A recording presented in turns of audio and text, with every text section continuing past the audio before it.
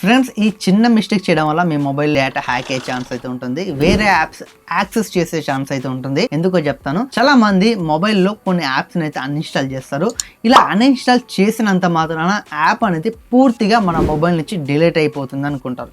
కాకపోతే కొన్ని మాత్రం అవి బ్యాక్గ్రౌండ్లో ఉండి మన డేటాని మొత్తం మనకి తెలియకుండానే యాక్సెస్ చేస్తాయి. బ్యాక్గ్రౌండ్లో ఉండి మనకు తెలియకుండా మన డేటాని యాక్సెస్ చేసే యాప్స్ని ఎలా తెలుసుకోవాలి ఇప్పుడు మీకు చెప్తాను. ఫస్ట్ అయితే వీడియోని ఒక లైక్ చేయండి. దీనికోసం మీ మొబైల్లో సెట్టింగ్స్ అయితే ఓపెన్ చేయండి. ఓపెన్ చేశాక కొంచెం స్క్రోల్ చేసి ఇక్కడ గూగుల్ అని ఉంటుంది. గూగుల్ మీద క్లిక్ చేశాక ఇక్కడ ఆల్ సర్వీస్ మీద క్లిక్ చేయండి. ఇక్కడ కనెక్టెడ్ యాప్స్ అని ఉంటుంది. దీని మీద క్లిక్ చేశాక ఇక్కడ మీకు కొన్ని యాప్స్ అయితే ఉంటాయి. ఇక్కడ చూడొచ్చు. ఇక్కడ వాల్ పేపర్ యాప్ ఒకటి ఉంది, అలాగే ఆస్ఫాల్ట్ గేమ్ ఒకటి ఉంది. యాక్చువల్గా చెప్పాలంటే ఈ యాప్స్ అనేటివి నా మొబైల్లో ప్రెజెంట్ అయితే లేవు. ఎప్పుడో నేను ఇన్స్టాల్ చేసి అన్ఇన్స్టాల్ చేశాను. అయినా బ్యాక్గ్రౌండ్లో నా డేటాని యాక్సెస్ చేస్తున్నాయి. ఇక్కడ మీరు చెక్ చేయండి ఒకసారి. నా ఫోన్లో యాప్స్ ఉన్నాయో ఒకసారి మీరు కొంచెం స్లో చేసానో చూసుకోండి. ఇలా స్క్రోల్ చేస్తున్నాను.